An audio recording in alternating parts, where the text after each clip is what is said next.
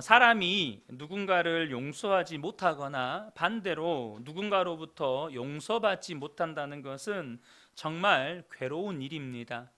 무엇보다 예수님은 우리의 모든 죄를 용서하기 위해 이 땅에 오셨고, 또 우리 대신 십자가에 죽어 주심으로 우리의 모든 죄의 문제를 해결하셨습니다. 십자가에 달리신 그 예수를 믿는 모든 자에게 하나님은 용서의 은혜를 베풀어 주십니다. 우리의 모든 죄를 용서하신 하나님의 사랑이 우리를 자유롭게 하고 또 하나님의 자녀된 권세를 누리게 하는 것입니다.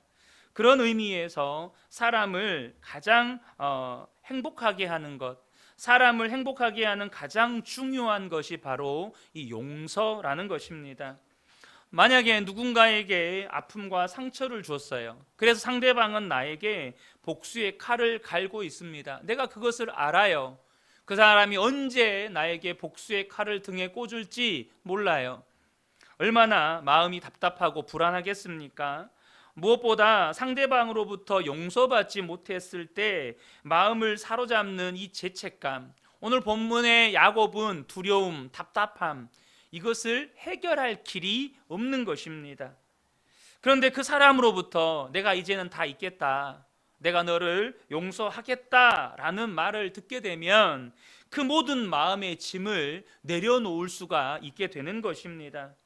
하나님께서 십자가로 말미암아 우리의 죄를 사하여 주신 것이 우리 인생의 최고의 복인 것처럼 내가 용서받아야 할 사람에게 용서받는 것 또한 여러분 최고의 축복이라는 것입니다. 뿐만 아니라 내가 용서해야 할 사람을 용서할 때 내 안에 진정한 평안함이 임한다는 사실을 저와 여러분이 아셔야 합니다. 여러분, 용서받지 못하는 것에서 오는 고통만큼 용서하지 못할 때 오는 고통도 있다는 사실을 아셔야 합니다. 여러분, 용서하지 못한다는 건 뭘 의미하는 거예요? 내 마음 안에 원한과 분노를 품고 있다는 뜻입니다. 그 원한과 분노가 내 마음을 묶어버리고 그 원한과 분노는 나를 해치게 되는 것입니다. 당장 일례로 분한 마음에 잠도 잘 오지 않고 스트레스성 두통이나 소화불량이 생기는 거예요. 내 마음에 원한과 분노를 품고 있으면 그것이 나를 해치게 되는 것입니다. 그래서 우리가 인간관계 속에서 살아갈 때 가장 중요한 것이 용서해야 할 사람을 용서하는 것이고 또 용서받아야 할 사람에게 용서를 받는 일입니다. 예수님도 제자들에게 이 용서의 중요성을 가르치셨습니다. 마태복음 5장 23절 24절입니다. 그러므로 예물을 제단에 드리려다가 거기서 내 형제에게 원망 들을 만한 일이 있는 것이 생각나거든 예물을 제단 앞에 두고 먼저 가서 형제와 화목하고 그 후에 와서 예물을 드리라. 형제와 원한을 맺은 상태에서 하나님 앞에 우리가 온전한 예배를 드릴 수가 없다는 것입니다. 그래서 주님은 반드시 풀고 오라는 거예요. 그 원한을 풀고 화목하고 와서 예배 드리라는 것입니다. 안타깝게도 용서하지도 않고 용서받지도 못하고 예배 드리는 성도들이 많습니다. 여러분, 예배 드리는 것보다 형제와 화목하는 것, 형제와 마음의 원한을 푸는 것이 더 중요하다는 것입니다. 마태복음 6장 14절 15절을 보면 너희가 사람의 잘못을 용서하면 너희 하늘 아버지께서도 너희 잘못을 용서하시려니와 너희가 사람의 잘못을 용서하지 아니하면 너희 아버지께서도 너희 잘못을 용서하지 아니하시리라. 여러분, 어떻게 보면 이 말씀은 굉장히 두려운 말씀입니다. 여러분, 내가 예수를 믿고 내 모든 죄가 사함받고 구원받았다는 증거가 도대체 무엇입니까? 여러분이 모든 죄가 사함받고 이제 여러분이 구원받고 하나님의 자녀가 되었다. 도대체 무엇으로 그것을 증명하는 것입니까? 그것은 바로 내가 이제는 용서하는 사람이 되었다는 것입니다. 나는 이제 용서하는 사람이 되었다는 거예요.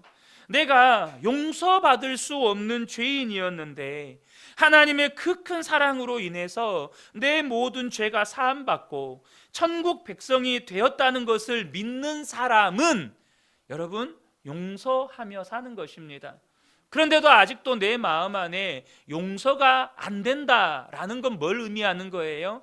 내가 얼마나 큰 은혜를 받았는지를 아직도 제대로 모르고 있다는 뜻입니다. 내가 어떻게 하나님의 은혜로 죄사함 받고 천국 백성이 되었는지 잘 모르고 그 구원의 은혜에 감격도 감동도 감사도 없다는 뜻이에요.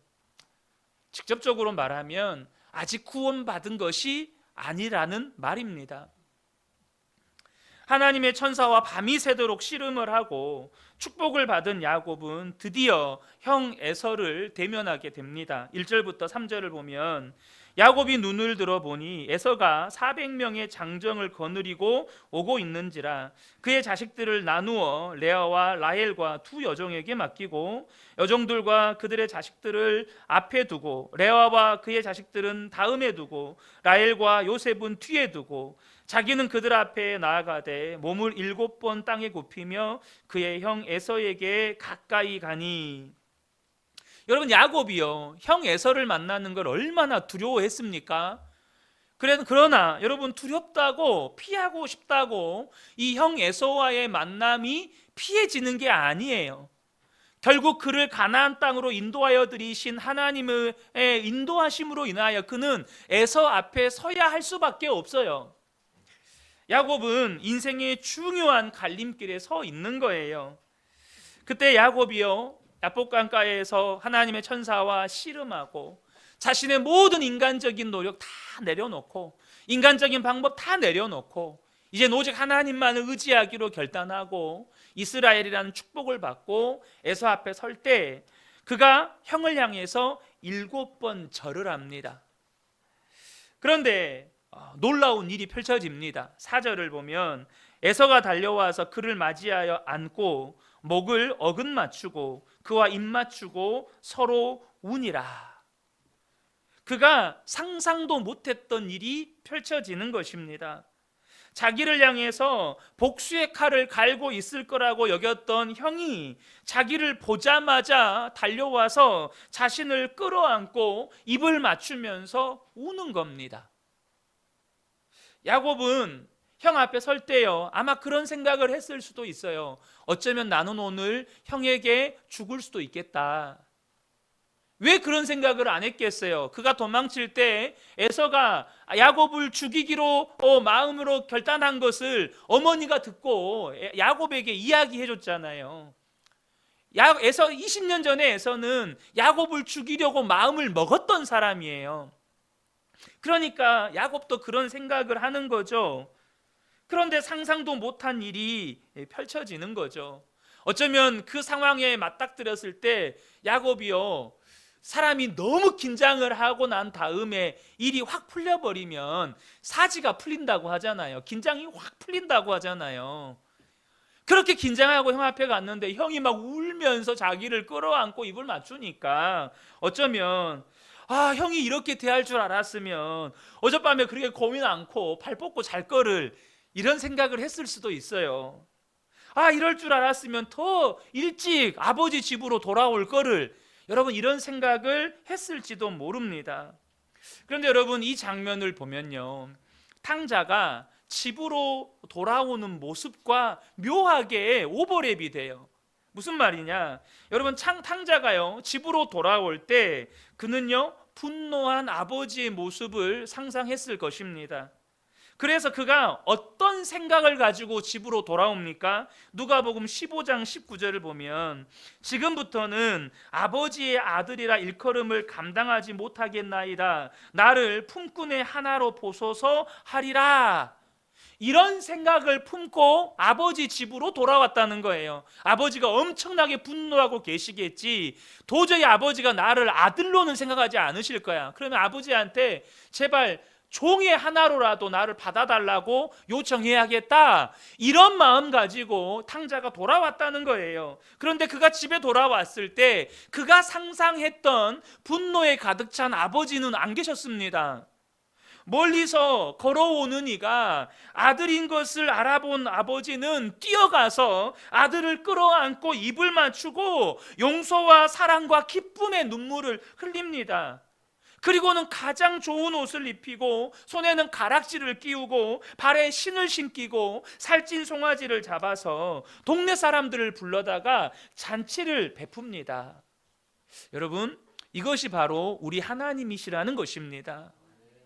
우리가 죄를 회개하고 돌이킬 때 하나님은 우리를 향해서 분노의 얼굴을 하시고 잘잘못을 따지시는 분이 아니라는 것입니다.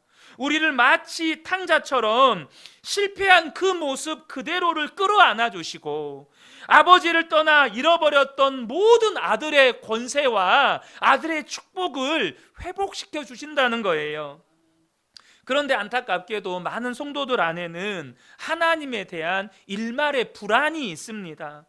내 삶이 지금 하나님과 너무 멀리 떨어져 있는 것 같아서, 내가 지금까지 하나님과 너무 상관없이 살아온 것 같아서 하나님이 좋으면서도 하나님 앞에 서는 것에 대한 부담감과 불안함이 있다는 거예요. 그러나 사랑하는 성도 여러분, 반드시 기억하십시오. 성경 어디에도 진심으로 회개하고 하나님께 돌아오는 자를 하나님이 내치신 적이 없습니다. 어디에도 진심으로 회개하고 돌이키는 자를 하나님이 내치신 적이 없어요. 누구든지 진심으로 회개하고 돌아오면 하나님은 받아주시고 그에게 천국잔치를 베풀어 주시고 아들의 모든 권세와 축복을 회복시켜 주십니다. 그 하나님이 바로 저와 여러분의 아버지가 되신다는 거예요. 야곱을 만난 에서가 야곱의 일행들을 보면서 질문을 합니다. 5절에 보면 에서가 눈을 들어 여인들과 자식들을 보고 묻되 너와 함께한 이들은 누구냐? 야곱이 이르되 하나님이 주의 종에게 은혜로 주신 자식들이니이다. 여러분, 야곱이 아버지 집을 떠날 때 빈 털털이었습니다. 그런데 이제는 아내들과 자식들과 종들과 가축들까지 큰 무리를 이룬 거예요. 그래서 이들이 누구냐고 물을 때 야곱이 대답합니다. 하나님이 주의 종에게 베푸신 은혜의 선물입니다. 하나님이 주의 종에게 은혜로 베푸셨습니다. 우리는 여기서요, 중요한 사실을 하나 발견하게 됩니다. 무엇일까요? 야곱에게 20년의 삶은 기가 막힌 고통의 시간이었습니다. 그런데 여러분, 그 고통의 시간에도 하나님은 우리를 향한 은혜를 멈추지 않으신다는 것입니다. 하나님은 우리가 고통의 시간 속에 있어도 우리에게 여전히 은혜를 베풀어 주신다는 거예요. 억울한 일을 당해서 고통 속에 머물러 있는 시간, 육체가 병들어 연약함 가운데 있는 시간, 사람들로부터 오해를 받고 손가락질을 당해야만 하는 그런 시간들, 계획했던 일들이 실패해서 좌절하고 낙심하는 가운데 머물러 있어야 했던 그 시간 속에서도 하나님은 여전히 나에게 은혜를 베풀고 계신다는 것입니다. 하나님은 때를 따라 돕는 손길을 보내주시고 고통 속에서 하나님의 때를 기다리는 인내를 배우게 하시고 잠잠히 하나님을 바라보면서 하나님을 신뢰하는 법을 배우게 하시고 무엇보다도 그런 고통 속에서도 나를 떠나지 아니하시고 나와 함께 계시는 하나님의 은혜를 경험하게 하신다는 거예요. 야곱이 지금 이 고백을 하고 있는 것입니다. 그 고통의 시간 속에서도 하나님은 내게 은혜를 베푸셨습니다. 아내와 자녀들을 형 에서에게 인사를 다 시키자 에서는 다시 한번 야곱에게 또 질문을 해요. 8절을 보면 에서가 또 이르되 내가 만난 바 이 모든 때는 무슨 까닭이냐? 야곱이 이르되 내 주께 은혜를 입으려 함이니이다. 야곱이 먼저 가축대를 형 에서에게 예물로 보냈잖아요. 이 때가 도대체 무슨 까닭이냐라고 묻는 거예요. 그러니까 야곱이 내 주께 은혜를 입으려고 준비한 예물입니다 라고 대답을 해요. 사실은 우리가 잘 알잖아요. 이것은 야곱의 인간적인 꾀였습니다. 어떻게든 예물을, 그것도 한 번에 아니라 한 5대로 나눠 가지고 또 주고 또 주고 또 주면 형이 뇌물 받고 좀 마음이 녹아져서 나를 받아주지 않을까, 그런 야곱의 꾀로 형에게 바치는 뇌물이었어요. 그런데 왜 이런 뇌물을 준비했죠? 형이 복수의 칼을 갈고 있을 줄로 알고 형의 마음을 녹이려고 준비한 뇌물이었습니다. 그런데 에서가 대답을 해요. 9절에 보면 에서가 이르되 내 동생아, 내게 있는 것이 족하니 내 소유는 내게 두라. 안 받겠다는 거예요. 여기서요, 우리가 분명하게 알 수 있는 게 하나가 있습니다. 그게 뭐냐면 에서가 이 마음을 푼 게요, 야곱이 준비한 선물 때문이 아니라는 것입니다. 분명 에서는 야곱의 선물에는 별 관심도 없고, 무엇보다 에서의 마음이 야곱이 뭘 하기도 전에 용서의 단계를 넘어서서 야곱을 그리워하고 있었다는 거예요. 이미 선물 받기 전에, 뇌물 받기 전에 에서의 마음은 다 녹아져 있었어요. 도대체 언제, 어디에서 무슨 일이 일어나서 도대체 뭘 계기로 에서의 마음이 풀어졌습니까? 성경은 그 부분에 대해서 기록하고 있지는 않습니다. 왜 에서의 마음이 풀어졌는가? 그것에 대한 기록은 없어요. 그런데 우리가 추측해 볼 수 있는 게 하나 있습니다. 뭐냐면 분명한 건 하나님이요, 야곱과 형 에서가 불편한 관계 가운데 있다는 걸 아세요. 그런데도 불구하고 야곱에게 가나안 땅으로 돌아가라고 명령하셨다는 것입니다. 창세기 31장 13절에 보면 나는 베델의 하나님이라, 내가 거기서 기둥에 기름을 붓고 거기서 내게 서원하였으니 지금 일어나 이곳을 떠나서 내 출생지로 돌아가라 하셨느니라. 그러니까 에서에게 무슨 일이 일어났는지에 대해서는 성경이 기록하고 있지는 않지만 야곱과 에서가 불편한 관계 가운데 있다는 것을 아심에도 불구하고 하나님은 야곱에게 가나안 땅으로 돌아가라고 명령하셨다는 거예요. 여기서 우리는 무엇을 알 수 있습니까? 하나님이 말씀하셨다는 건 모든 준비가 끝났다는 것입니다. 야곱이 가나안 땅으로 돌아갈 수 있는 하나님의 모든 준비가 끝났다는 거예요. 다시 말해 야곱이 가나안 땅으로 돌아갈 수 있도록 하나님께서 모든 것을 예비하셨다는 것입니다. 심지어 도무지 해결될 것 같지 않은 그 형 에서와의 불편한 관계에도 하나님이 이미 개입하셨다는 것입니다. 나아가 진정한 화해와 용서의 역사에는 반드시 하나님이 개입하셔야 한다는 것입니다. 사람의 뇌물로 사람의 마음이 바뀌는 게 아니에요. 인간적인 수단과 방법으로 사람의 마음이 녹아지는 것이 아닙니다. 하나님이 개입하셔야 된다는 거예요. 우리가 할 일은 인간적인 방법, 사람의 꾀를 동원하는 것이 아니고 그 하나님의 말씀에 순종하는 것입니다. 야곱은 순종했습니다. 주님이 가라 하시니까 갔어요. 두렵고 여전히 답답하지만 발걸음을 돌이켜서 온 가족들 이끌고 가나안 땅을 향해 나아갑니다. 야곱의 믿음이 온전한 것도 아니에요. 그러나 하나님의 말씀에 순종하여 가나안 땅으로 돌아갑니다. 여러분, 순종은요, 하나님의 예비하신 은혜를 경험하게 만드는 핵심 열쇠입니다. 여러분이 순종할 때 하나님이 준비하신 것을 경험하게 될 것입니다. 하나님이 저와 여러분을 위해 예비하신 축복을 경험하게 된다는 것입니다. 선물을 사양하는 형에게 야곱이 이렇게 말을 합니다. 10절을 보면 야곱이 이르되 그렇지 아니하니이다. 내가 형님의 눈앞에서 은혜를 입었사오면 청하건대 내 손에서 이 예물을 받으소서. 내가 형님의 얼굴을 배운즉 하나님의 얼굴을 본 것 같사오며 형님도 나를 기뻐하심이니이다. 여러분, 앞서 나눈 것처럼 에서의 마음은 이미 하나님이 작업하셔서 다 녹아 있었습니다. 이미 에서의 마음은 예물과 상관없이 야곱을 받아들일 준비가 되어 있었어요. 그런데 놀라운 것은요, 에서의 마음이 물질을 초월하니까 그 이기적이고 욕심 많던 야곱의 마음도 물질을 초월합니다.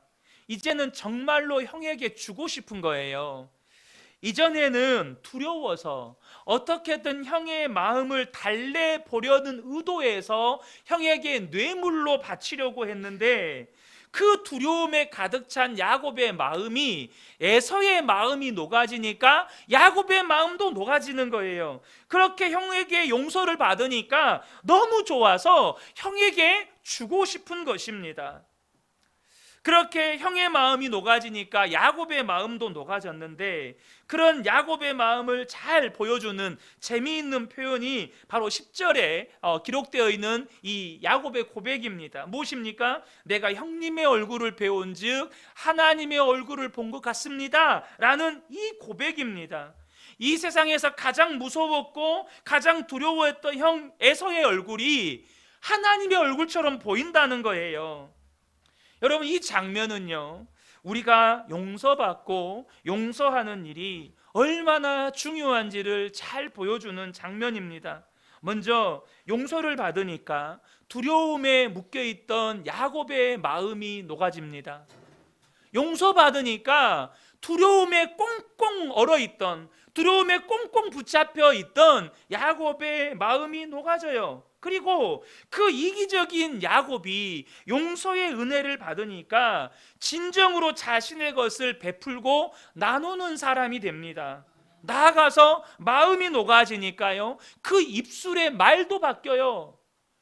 형을 보니 하나님의 얼굴을 보는 것 같습니다. 여러분, 집에서 남편의 얼굴을 볼 때, 아내의 얼굴을 볼 때, 자녀의 얼굴을 볼 때, 혹은 엄마 아빠의 얼굴을 볼 때 누구의 얼굴을 보는 것 같습니까? 여러분에게 하나님의 얼굴을 보는 것 같은 은혜가 있기를 축복합니다. 내 마음이 그 형에게 용서를 받아서 마음이 녹아지니까요, 이렇게 바뀌는 거예요. 그 입에서 시가 나오고 노래가 나오는 것입니다. 이것은 단순히 야곱과 에서의 관계만을 보여주는 것이 아닙니다. 하나님과 우리의 관계도 똑같아요. 우리가 하나님의 은혜를 받잖아요. 하나님의 용서를 경험하잖아요. 하나님과 우리와의 관계도 달라집니다.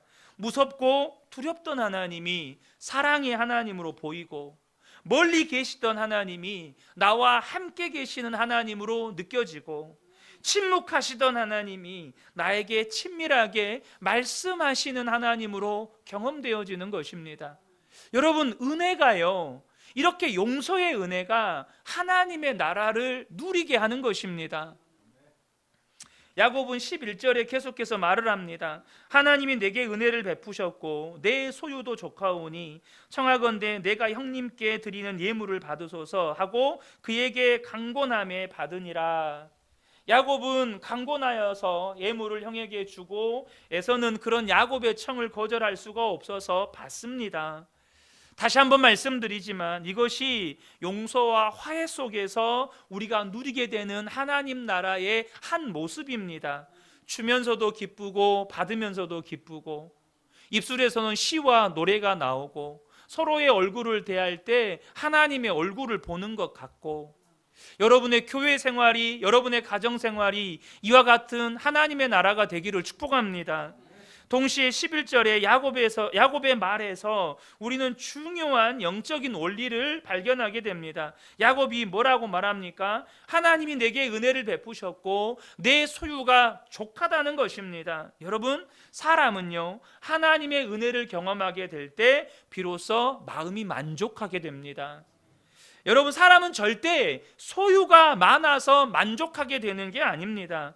사람의 탐심이나 사람의 야망은 마치 밑빠진 독과 같아서 아무리 채우고 채워도 채워지지가 않습니다. 그래서 사람들이 착각하는 것 중에 하나가 내가 원하는 만큼 돈을 벌면 나는 만족하게 될 거다라고 생각하는 것입니다. 여러분이 100억을 벌고 싶으십니까? 100억을 벌면 여러분의 마음의 탐심이 다 채워질 것 같습니까? 여러분이 정말로 국회의원이 되고 싶어요. 여러분이 국회의원이 되면 여러분의 야망이 만족하게 될 것 같습니까? 여러분, 사람의 야망과 탐심은요, 밑빠진 독이에요. 무엇으로도 채워지지가 않습니다. 더 가지고 싶고 더 누리고 싶어지는 거예요. 사람이 가진 탐심과 야망은 내가 원하는 만큼 소유하고 내가 원하는 것들을 다 가진다고 해서 절대 사라지는 게 아닙니다. 하나님의 은혜 안에 잠기게 될 때 만족하게 되는 것입니다. 하나님의 은혜가 내 마음을 사로잡을 때 우리는 진정으로 만족하게 되는 것입니다. 여러분, 삭개오는 정말 많은 것을 소유한 부자였습니다. 또 니고데모는 존경받는 유대인의 지도자였습니다. 그러니까 부요한 사람, 명예를 가진 사람의 표상이라고 할 수 있는 그런 사람들입니다. 그럼에도 불구하고 그들은 부를 소유했고 명예를 소유했지만 만족이 되지 않았습니다. 만족이 되지 않는 그들의 마음을 채우려고 어쩌면 삭개오는 더 부자가 되려고, 더 가지려고, 더 사람들을 착취하는데 열을 올렸을 수도 있고, 니고데모는 더 율법을 철두철미하게 준수하기 위해서 열심을 쏟았을 수도 있습니다. 그러나 그 마음이 채워지지가 않는 거예요. 그래서 두 사람에게 공통점이 있습니다. 무엇입니까? 예수님을 찾아왔다는 것입니다. 부로도 그 마음이 만족하지 않고 세상에서 갖는 존경과 그 명예로도 내 마음이 만족되지를 않으니까 그 두 사람 다 예수님을 찾아왔습니다. 그리고 예수님을 만났습니다. 하나님의 은혜를 입은 것입니다. 비로소 그들이 만족하게 됩니다. 비로소 그들이 만족하게 돼요. 삭개오도 니고데모도 예수님의 제자가 됩니다. 사도 바울이 빌립보서에서 이렇게 고백합니다. 빌립보서 4장 11절에서 13절입니다. 내가 궁핍함으로 말하는 것이 아니라 어떠한 형편에서든지 나는 자족하기를 배웠노니 나는 비천에 처할 줄도 알고 풍부에 처할 줄도 알아. 모든 일 곧 배부름과 배고픔과 풍부와 궁핍에도 처할 줄 아는 일체의 비결을 배웠노라. 내게 능력 주시는 자 안에서 내가 모든 것을 할 수 있느니라. 여러분, 내게 능력 주시는 자 안에서, 도대체 무슨 말입니까? 오직 예수 그리스도 안에서 우리는 자족할 수 있다는 것입니다. 오직 예수 그리스도 안에서, 오직 하나님의 은혜를 경험하게 될 때 비로소 우리는 만족을 알게 돼요. 사랑하는 성도 여러분, 하나님의 은혜 안에 푹 젖어드시기를 축복합니다. 지금 다니엘 기도의 기간이 저와 여러분이 하나님의 은혜 안에 빠져들기 너무 좋은 때예요. 하나님의 은혜 안에 젖어들기 너무 좋은 때입니다. 여러분, 하나님의 은혜 안에 깊이 들어가시기를 축복합니다. 거기에서 진정한 평안과 만족을 누리게 되는 것입니다. 에서가 12절에 이런 말을 해요. 에서가 이르되 우리가 떠나자. 내가 너와 동행하리라. 내가 너와 함께 하겠다. 나와 함께 가자. 그런데 야곱이 에서의 제안을 정중히 거절합니다. 13절 14절에 야곱이 그에게 이르되 내 주도 아시거니와 자식들은 연약하고 내게 있는 양떼와 소가 새끼를 데리고 있은즉 하루만 지나치게 몰면 모든 떼가 죽으리니 청하건대 내 주는 종보다 앞서 가소서. 나는 앞에 가는 가축과 자식들의 걸음대로 천천히 인도하여 세일로 가서 내 주께 나아가리이다. 여러분, 우리는 여기서 다시 한번 야곱의 변화된 모습을 발견하게 됩니다. 여러분, 이전에 야곱은요, 하란에 살 때 삼촌에게 기대어 부를 축적한 사람입니다. 이런 표현이 좀 극단적이긴 하지만 삼촌에게 기생해서 이득을 본 사람이에요. 그죠? 기생이 뭐죠? 자기는 배가 부르는데 삼촌은 계속해서 가난해지는 거죠. 물론 삼촌이 완전히 가난해진 건 아니지만 계속 삼촌의 것을 빼앗아서 야곱이 부를 축적합니다. 그런데 여러분, 지금 야곱 앞에 있는 에서는 400명을 이끌고 올 만큼 거부에다가 그 지역에서 유력한 자가 되었습니다. 야곱의 이전의 삶의 방식대로라면, 이전의 야곱의 성향대로라면 이제는 하란 땅에서 라반에게 기대어서 그렇게 부를 축적하면서 살았던 것처럼 이제 가나안 땅에서는 형에게 기대어서 이득을 취할 수 있어요. 그런데 야복 강가에서 하나님을 깊이 만나고 하나님의 축복을 받고 형 에서로부터 용서의 은혜를 경험한 야곱이 이전의 삶의 방식을 버립니다. 더 이상 더 부유한 사람, 더 유력한 사람을 기대어서 그 사람들의 피 빨아먹는 삶이 아니고 이제는 하나님이 자신에게 주신 은혜에 만족하면서 자신의 수준에 맞는 삶을 살아가기 시작한다는 거예요. 이 시대를 살아가는 많은 사람들이 상대적 빈곤 때문에 자신이 불행하다고 느낍니다. 저는 이번에 간증하신 그 북한에서 오신 우리 그 정유나 자매님 있잖아요. 그런 말 했잖아요. 자기는 젊은이들이 헬조선 하면 가서 뭐라고 한다지 않습니까? 저기 나의 헬이라고. 왜 헬조선이라는 말이 우리 젊은이들 입에서 나옵니까? 상대적인 박탈감 때문입니다. 상대적인 박탈감을 느끼기 때문이에요. 자꾸 자신의 기준을 다른 사람들에게 두는 것입니다. 자꾸 자기의 기준을 세상에다 두는 거예요. 그러면 그럴수록 다른 사람과 나를 비교하게 되고 거기에서 오는 상대적인 박탈감 때문에 원망하고 불평하고 좌절감 속에서 살아갑니다. 우리의 시선을 이 세상에 두면 우리는 끊임없이 그런 상대적인 박탈감과 좌절감 속에서 살아가게 된다는 거예요. 그래서 나타나는 대표적인 이 시대의 젊은이들에게서 나타나는 현상 중에 하나가 뭐냐면 젊은이들이요 노력을 안 하려고 해요. 이게 무슨 말이냐? 직업을 별로 안 가지려고 합니다. 그냥 아르바이트해서 그때그때 벌고 그때그때 살겠다는 거예요. 꿈이 없어요. 소망이 없어요. 왜요? 금수저 물고 태어난 사람들을 보면 내가 아무리 노력해도 자기는 금수저가 될 수 없거든요. 그러니까 그 시선을 세상에 두고 다른 사람에게 두다 보니까 거기서 오는 좌절감 때문에 꿈 갖는 것을 포기하고 정말로 자신에게 주신 어떤 비전을 갖는 걸 포기하고 그냥 그렇게 살아가는 젊은이들이 너무 많다는 거예요.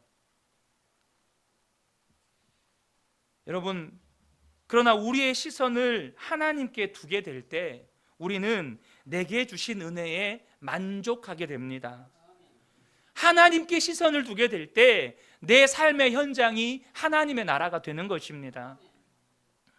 에서는 계속해서 호의를 베풉니다. 그러면 종 몇 사람이라도 붙여줄 테니까 그 종들의 인도함을 받고 따라와라. 그런데 야곱은 그것도 거절합니다.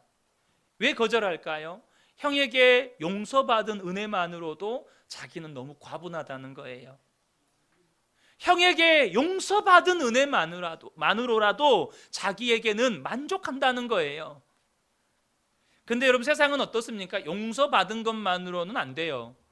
나한테 뭔가를 더 줘야 돼요. 나한테 뭔가를 더 줘야 돼요. 그래서 여러분 세상은 어떻습니까? 용서에는 조건이 붙습니다. 합의를 해야 돼요. 합의를. 용서를 받으려면 합의를 해야 되는 거예요. 이게 세상의 방식입니다. 근데 야곱은 그렇지 않아요. 용서로 충분합니다. 나를 용서해 준 것만으로도 나는 충분합니다. 여러분, 이것이 은혜 받은 사람이고 하나님의 나라를 누리는 사람의 삶입니다. 그리고 그는 숫곳이라는 곳에 정착을 합니다. 17절 보면 야곱은 숫곳에 이르러 자기를 위하여 집을 짓고 그의 가축을 위하여 우릿간을 지었으므로 그 땅의 이름을 숫곳이라 부르더라. 야곱이 형에게 용서를 받으니까 비로소 안식을 누리게 되었다는 것입니다. 사랑하는 성도 여러분, 저와 여러분이 꼭 기억하시면 좋겠습니다. 여러분, 용서가 우리의 삶에 하나님의 나라를 누리게 한다는 것입니다. 그래서 저와 여러분이요 용서받고 용서하는 축복을 누리게 되시기를 축복합니다.